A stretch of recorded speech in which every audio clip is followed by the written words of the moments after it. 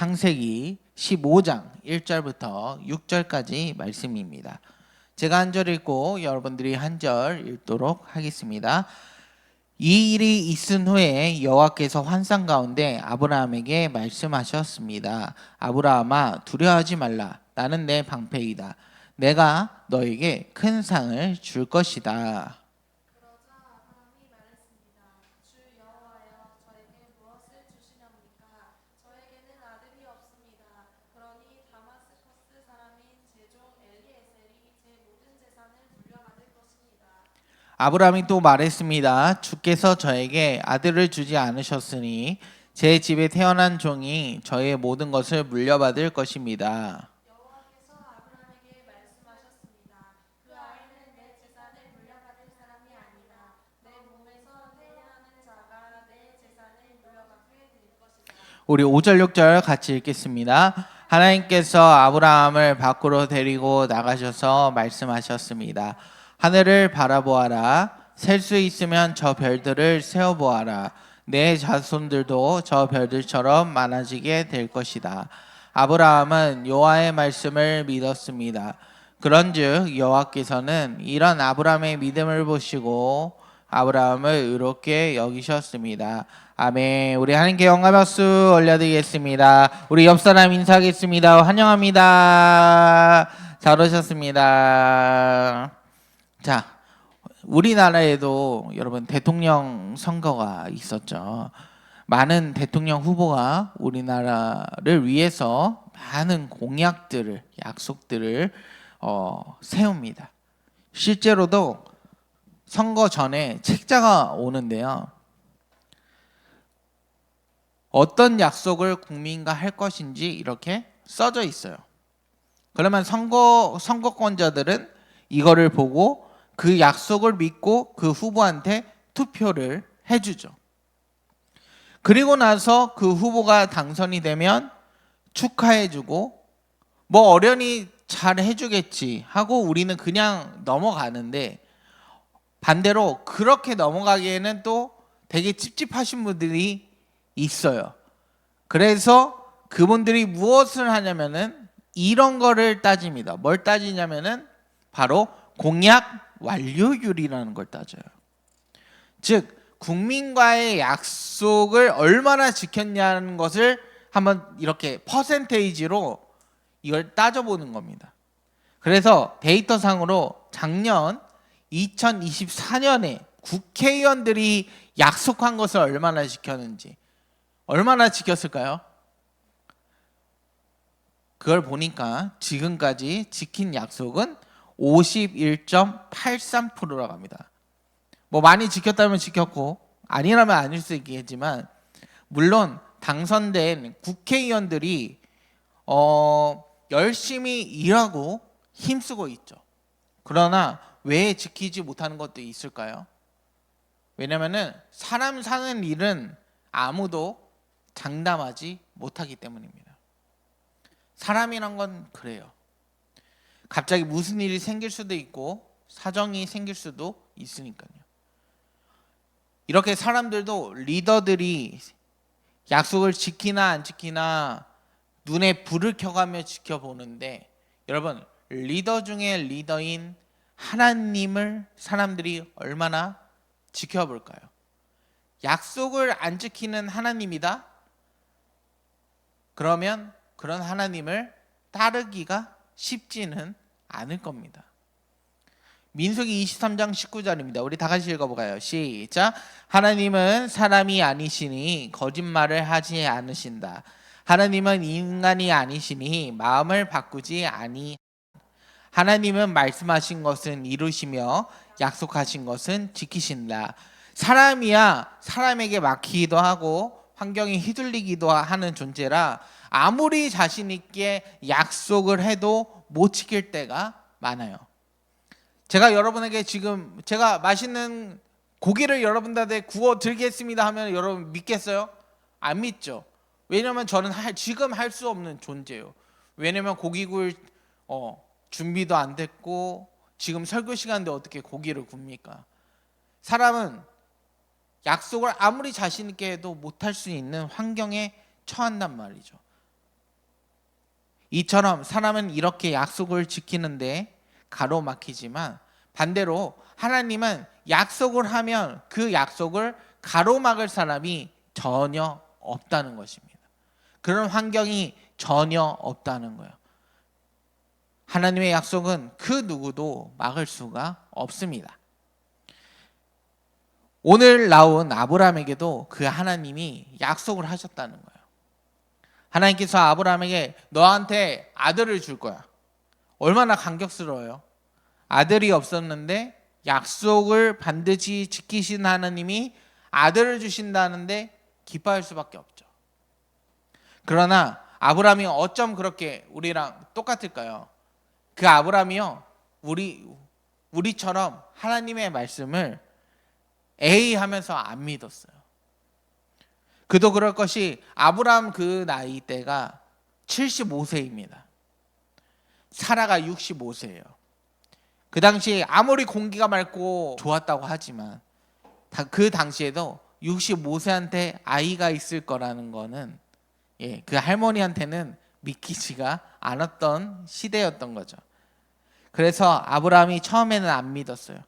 저한테는 아들이 없고 제 직원 중에 엘리에셀이 있는데 그 사람이 모든 것을 받을 거예요.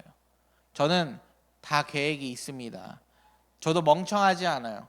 하나님, 제가 알아서 할게요. 그렇게 자신의 미래를 이미 설계를 했었습니다. 그러나 하나님은 다시 말씀하십니다. 여러분, 사람이나 하나님이나 한 번 말했는데 말귀를 못 알아듣고 두 번째 말한다. 그러면 정신 차리고 잘 들으셔야 되는 거예요. 그래서 4절 5절 우리 다 같이 읽어보겠습니다. 시작. 여호와께서 아브라함에게 말씀하셨습니다. 그 아이는 내 재산을 물려받을 사람이 아니다. 내 몸에서 태어난 자가 내 재산을 물려받게 될 것이다. 하나님께서 아브라함을 밖으로 데리고 나가셔서 말씀하셨습니다. 하늘을 바라보아라. 셀 수 있으면 저 별들을 세어보아라. 내 자손들도 저 별들처럼 많아지게 될 것이다. 아브라함이 들어보니까 이거 말씀하신 게 완전 진지 모드신 거예요. 그래서 알겠습니다. 믿겠습니다 하니까요. 6절에요. 뭐라고 나왔냐면은 아브라함은 여호와의 말씀을 믿었대요. 그런즉 여호와께서 그런 아브라함의 믿음을 보시고 아브라함을 의롭게 여기셨다는 겁니다. 지금 하나님의 약속이 그래서 지금 현재 봤을 때 이루어졌나요? 이루어졌죠. 그 별들이 지금의 이스라엘 사람들이 되었습니다. 이 사람들 모두 아브라함의 후손들입니다. 정말로 하나님의 약속이 이루어진 거예요. 여기서 첫 번째, 우리는 아브라함과 같은 주님의 사람이 되기 위해선 조건을 뛰어넘는 믿음이 있어야 합니다. 믿음이라는 것은 내가 가진 것들 중에 믿음을 찾는 것이 아니에요. 여러분 혹시 짐 캐리 아시나요? 할리우드 스타 짐 캐리는요, 영화 배우가 되고 싶어서 미국으로 왔지만 무명 시절이 너무 길어가지고 경제적으로도 어렵고요, 집도 없고요, 모든 조건이 할리우드에 들어갈 수도 없고 스타가 될 수도 없는 그런 조건이에요. 그런데 그는 그만의 믿음이 있었어요. 그래서 뭘 썼냐면 자기 수표 종이를 자기가 만들어가지고 출연료를 자기가 자기한테 준 거예요. 실제 수표입니다. 저기다가 나는 $10,000,000를 버는 배우가 될 거야. 그래서 한 편당 100억 원, $10,000,000면 100억 원이거든요. 100억 원을 적었어요. 그런 믿음이 있었던 거예요. 근데 정확히 5년 후에 이거보다 훨씬 많은 $1,700만, 170억 원의 출연료를 실제로 받게 됩니다.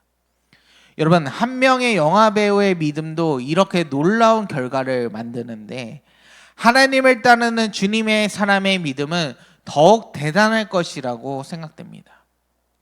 주님의 사람이라고 불린 아브라함은 조건이 아들을 낳을 조건이 아니었어요.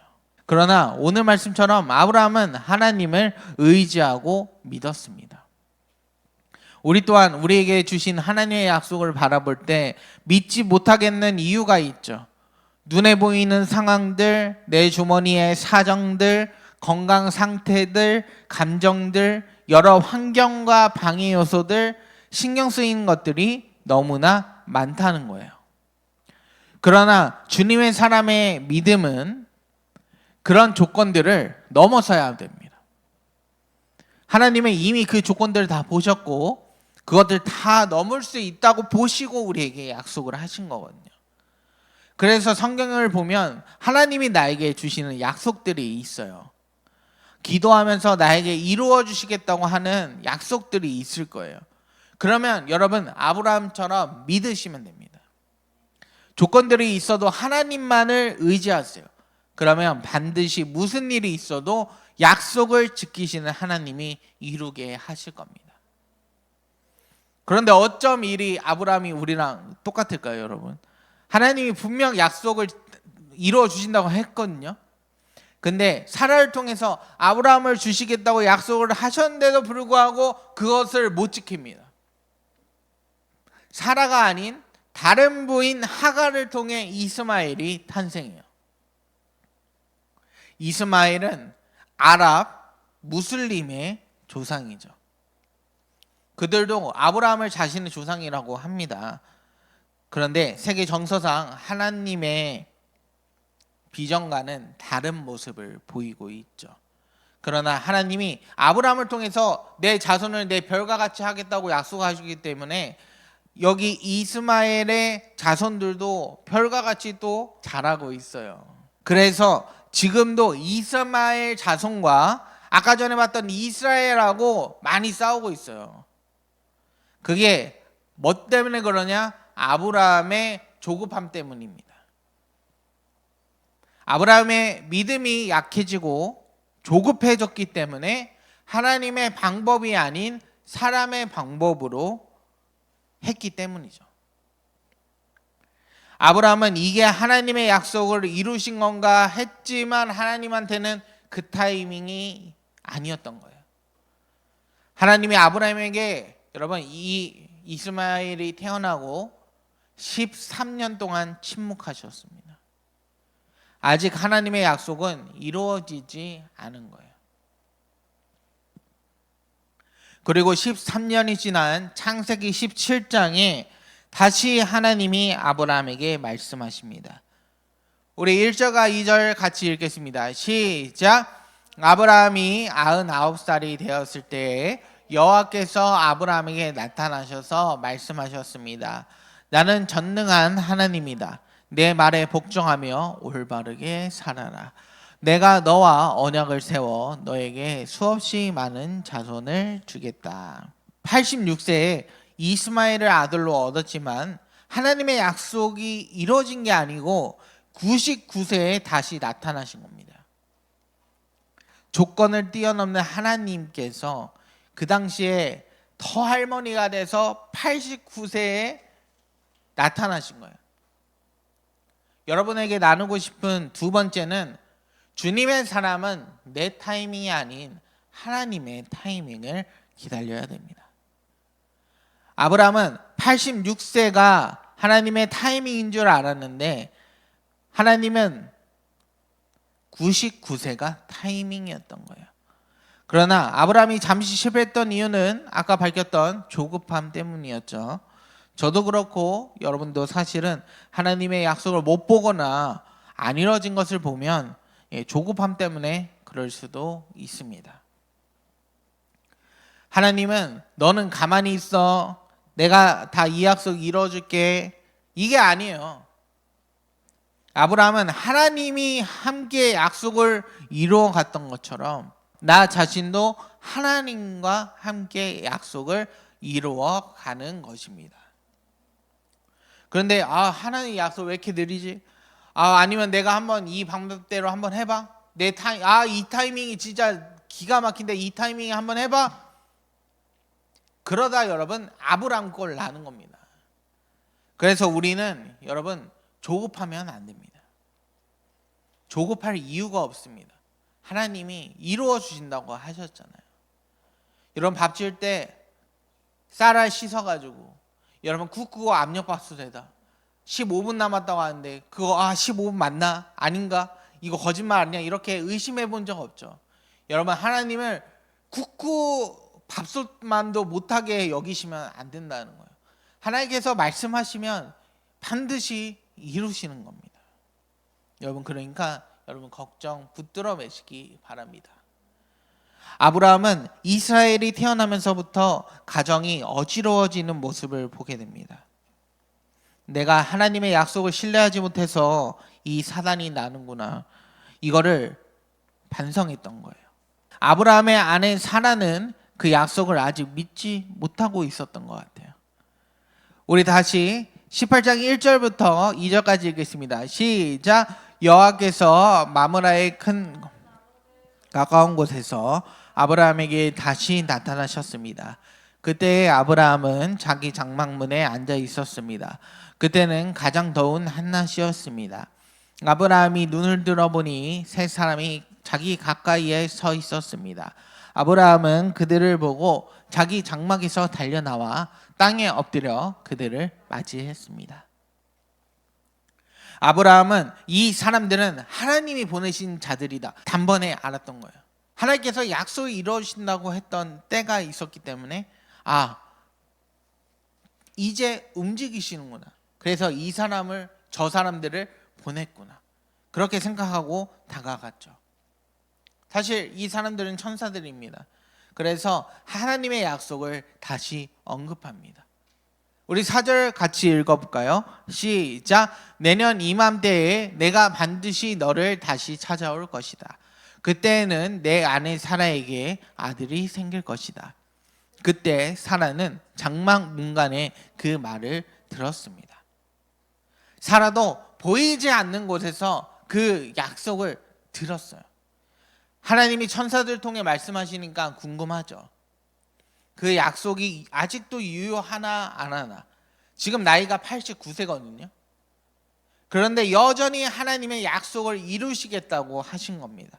또 오신 거예요. 아들을 주시겠다고 하신 거예요. 창세기 18장 11절 12절 읽겠습니다. 시작. 아브라함과 사라는 나이가 매우 많았습니다. 사라는 아기를 가질 수 있는 나이가 지나버린 후였습니다. 그래서 사라는 속으로 웃으면서 내 남편과 나는 너무 늙었는데 어떻게 우리에게 그런 즐거운 일이 생길까 하고 말했습니다. 여기서 사라가 웃은 것은 기뻐서 웃는 그런 웃음이 아니었겠죠. 사실 비웃음에 가깝죠. 늙었는데 무슨 아들이냐, 약간 어이없어 하는 웃음입니다. 그거를 여러분 바로 하나님이 캐치해버립니다. 창세기 18장 13절에 그때 여호와께서 아브라함에게 물었습니다. 사라가 왜 웃느냐? 어찌하여 내가 늙었는데 어떻게 아이를 낳을 수 있을까 하느냐? 너 사라 웃었니? 하니까 이제 사라 할머니가 쫄아가지고 사라는 두려워서 거짓말을 했대요. 저는 웃지 않았습니다. 그러자 주께서 말씀하셨대요. 아니야, 너 웃었다. 나는 전능한 하나님이다. 내 말에 복종하며 올바르게 살아라. 그리고 2절에 사라는 임신하여서 예정된 때에 아브라함의 아들을 낳았다고 나와 있습니다. 우여곡절 끝에 여러분 하나님은 약속을 지켜내셨어요. 여기서 마지막 세 번째는 여러분 주님의 사람은 비웃음에서 웃음으로 바뀌는 인생이 됩니다. 창세기 21장 3절에 아브라함은 사라가 낳아준 아들의 이름을 이삭이라고 지었습니다. 이삭은 히브리어로 이츠하크, 웃음이란 뜻이에요. 사라도 비록 비웃었지만 얼마나 그 맴이 아니겠어요. 그렇죠? 자식을 못 낳아서 얼마나 마음이 아팠겠어요. 자기 자신에 대한 약속임에도 불구하고 본인 자신 인생을 향하여 비웃었던 사람이에요. 실제로 아들도 못 낳는다면서 둘째 부인 하갈한테 그렇게 비웃음을 당하고요. 많은 사람들이 아브라함에게 사라에게 비웃음을 날렸을 겁니다. 그러나 하나님은 결국 아브라함과 사라를 웃게 하셨습니다. 비웃음에서 웃음으로 바꾸신 거죠. 여러분도 다른 사람이 여러분의 꿈, 비전, 계획들에 대해 비웃었던 적이 많을 거예요. 그거 되겠냐? 아무리 하나님을 너가 믿는다지만 그게 이루어지겠냐? 비웃거나 그걸 또 듣자니 그런 것 같기도 해서 나 자신도 내 인생을 비웃게 되는 상황이 종종 있습니다. 그러나 주님의 사람은 반드시 하나님이 그 비웃음을 웃음으로 바꾸실 겁니다. 여러분만의 이삭이 있어요. 그 이삭, 여러분들을 웃게 하는 그 비전을 주시겠다고 약속하십니다. 그것을 기다리는 것은 참으로 설레기도 하지만 그 약속을 기다리는 것은 괴롭기도 합니다.